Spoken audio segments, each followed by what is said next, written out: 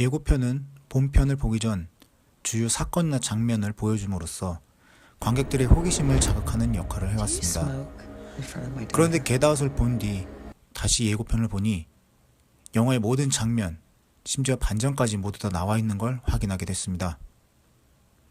주요 사건, 복선, 심지어 반전까지 나오는 건 도대체 왜 그런 걸까요? 왜 감독은 이렇게까지 대놓고 보여주는 걸까요? 그 부분에 대해서 말씀드리고자 합니다. 겟아웃은 인종차별에 대한 영화입니다. 감독 조던 필레는 한 인터뷰에서 자신이 실제로 느꼈던 인종차별에 대한 공포를 영화 속에 담아냈다고 말했습니다. 그래서 조던 필레 감독은 예고편을 통해 다음과 같이 말했다고 저는 생각합니다. 이 영화는 인종차별에 대한 영화야. 영화 속에 인종차별에 대한 여러 가지 장치를 숨겨놨으니 그 포인트를 읽으며 영화를 봐라.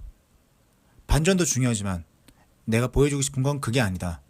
내가 살면서 겪었던 기묘한 인종차별에 대한 체험을 당신들이, 관객들이 간접적으로나마 느꼈으면 좋겠어 라고 이야기하는 건 아닐까 하는 생각이 들었습니다.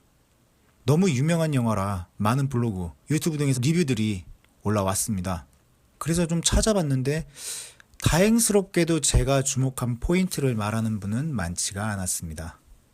그래서 겟 아웃 속 숨겨진 장치들에 대해서 말씀드리는 포인트 앤 가이드 리뷰를 말씀드리고자 합니다.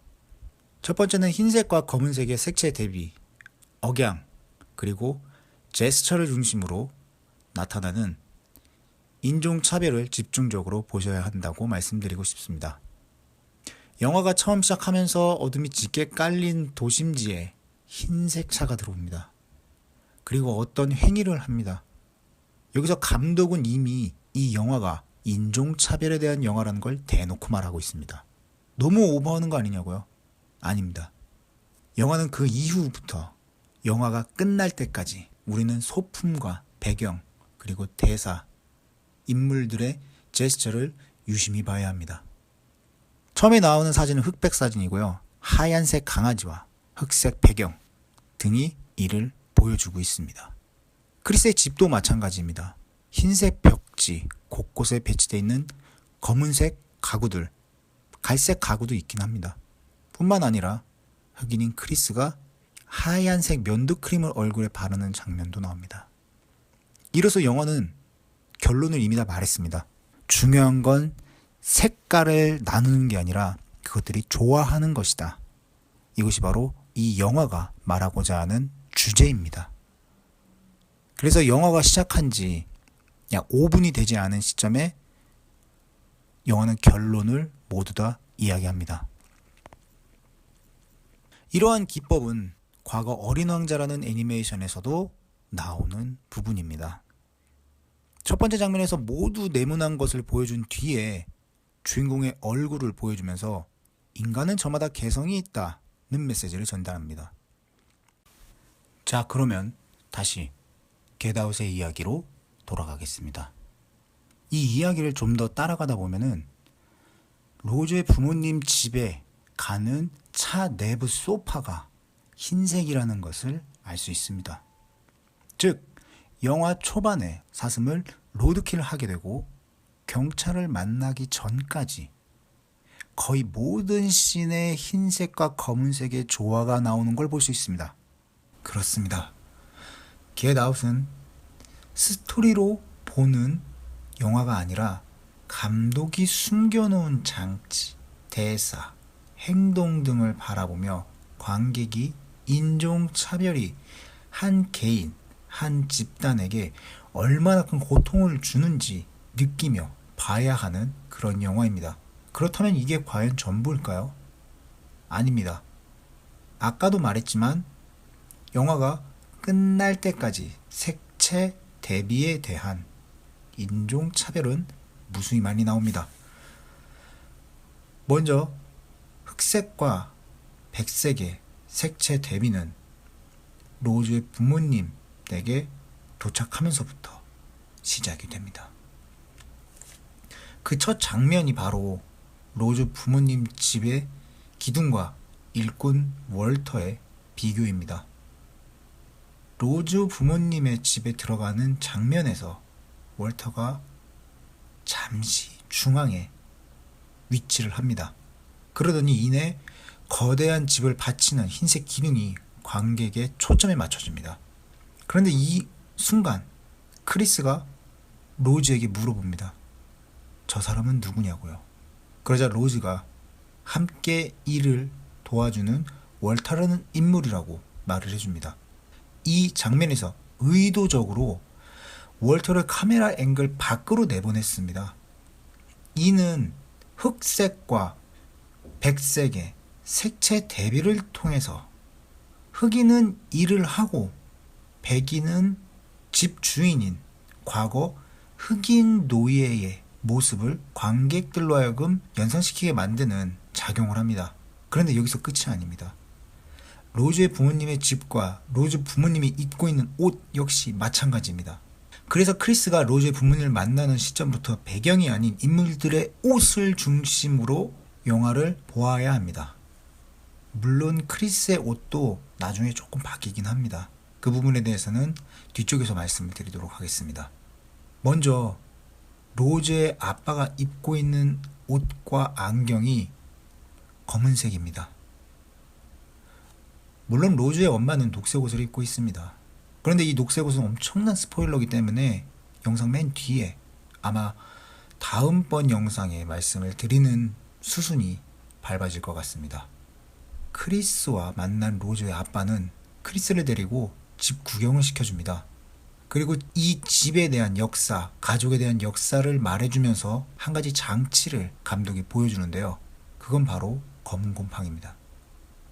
잠시 의상 이야기 뒤로 하고 이 대사에 주목을 해보겠습니다. 굉장히 상징적인 대사입니다. 왜 굳이 처음 본 크리스, 그것도 흑인에게 검은 곰팡이라는 단어를 읊어줬을까요? 지아씨를 소개하면서 자연스럽게 나올 수 있는 말이긴 해요. 하지만 이 검은 곰팡이라고 말을 한 건 분명 어떤 의도가 들어있다고 저는 생각을 하고, 그래서 이 의도를 두 가지로 해석을 해봤습니다. 첫 번째는 로즈의 가족들이 흑인을 바라보는 시선입니다. 그리고 두 번째는 결말에 대한 반어법적 표현이자 목선을 의미한다고 봤습니다.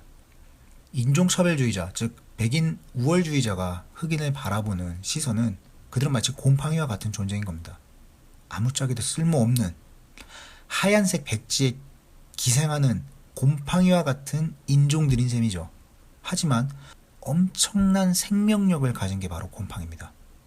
이 말은 백색 피부를 가진 백인도 황색 피부를 가진 아시아 계통의 인종들도 현실 세계에서 흑인들의 신체 능력, 정신적인 능력, 예체능적 소질을 부러워하는 것을 차용해서 가져온 대사라고 보시면 될 것 같습니다. 이게 무슨 말이냐면요, 어디서나 피고 어디서나 자라고 잘 죽지도 않는 검은 곰팡이를 인간들은 싫어하지만 그 곰팡이의 질긴 생명력 하나는 인정하고 있다는 뜻입니다. 감독은 검은 곰팡이를 통해서 이러한 우월주의자들의 행태를 꼬집고 있는 것이지요. 그 다음으로 주목할 사람은 바로 가정부 조지나입니다. 흑인 여성이죠. 그녀가 입은 옷을 보면은 항상 안에 하얀 색깔 와이셔츠를 입고 있습니다. 영화가 끝날 때까지 그녀는 흰색 셔츠를 벗지 않습니다. 그것은 그녀가 흑인임에도 불구하고 백인의 삶을 살고자 하는 의지를 반영했다고 보시면 될 것 같습니다.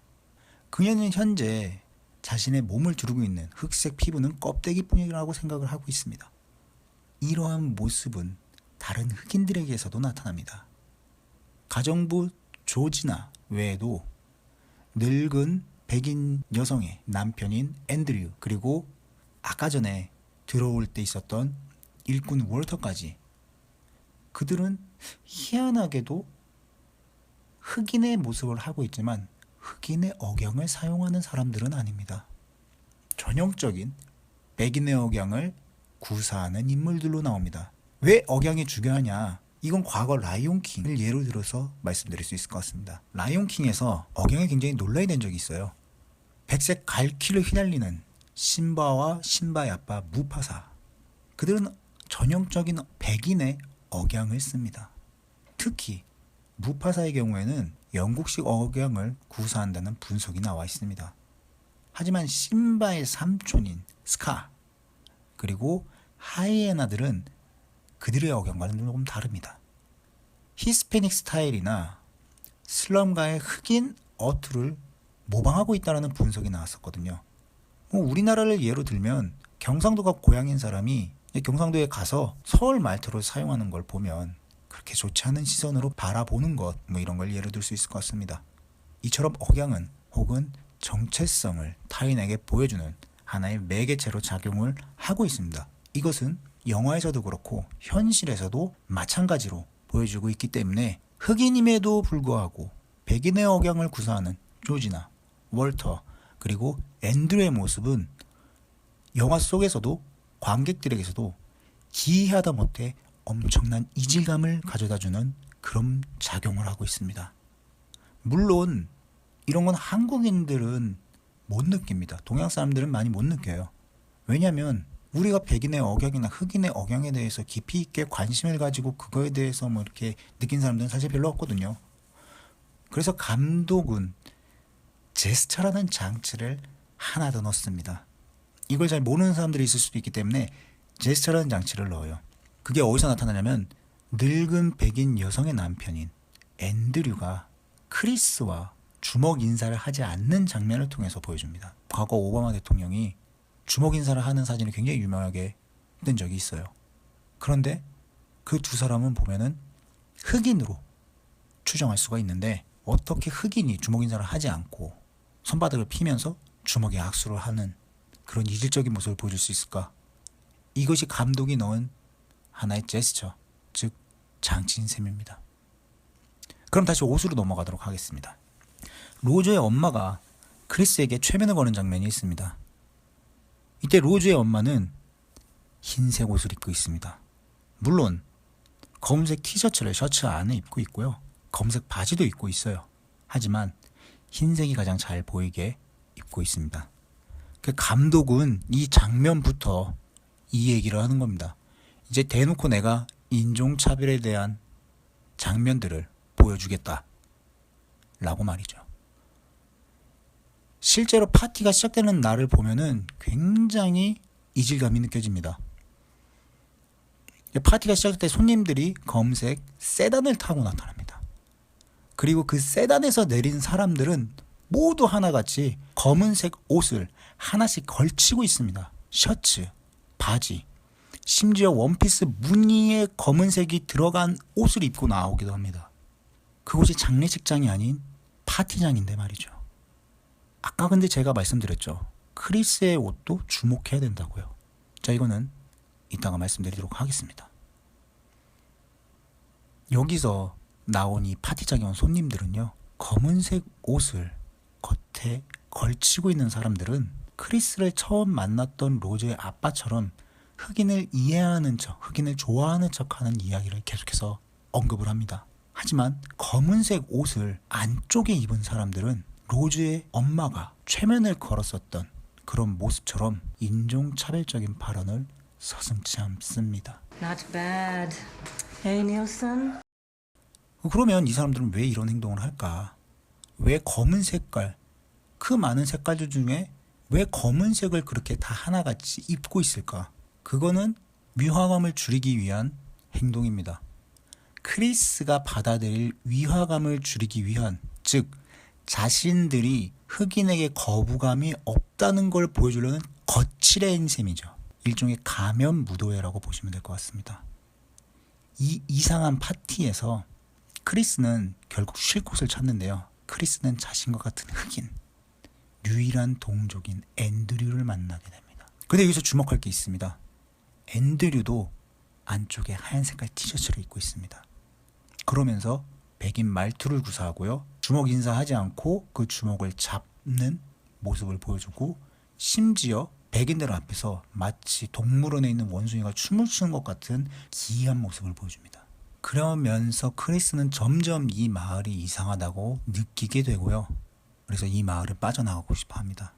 그러면 여기서 궁금증이 생기는 분들이 몇 분 계실 것 같아요. 왜 로즈의 엄마인 미씨는 크리스를 처음 만났을 때 검은색 옷을 입지 않았는가? 왜 제레미는 그리고 일꾼 월터도 검은색 옷을 입지 않았는가? 왜 맹인인 짐 허드슨이 검은색 셔츠와 검은색 자켓을 입고 있는가? 이 사람들에 대해서는 굉장한 스포일러이기 때문에 이 역시 뒤에 말씀드리도록 하겠습니다. 자, 그럼 과연 흑인들은 인종차별을 안 할까요? 결론만 말씀드리겠습니다. 영상이 너무 길어서 두 개로 나누고자 합니다. 그리고 지금부터는 스포일러가 담겨있는 영상이 두 번째로 나올 거기 때문에요. 그걸 원치 않는 분들은 지금까지의 영상만 보고 그리고 영화를 관람하시기를 추천해드리고요. 만약에 영화를 봤다 라고 한다면 영화 속에 담겨져 있는 내용들에 대해서 좀 더 알고 싶다 라고 하시는 분들은 두 번째 영상을 봐주실 것을 추천해드립니다. 자, 그러면 Get Out 첫 번째 영상 여기서 마치도록 하고요. 두 번째 영상으로 찾아뵙겠습니다. 감사합니다. Yo, shoot!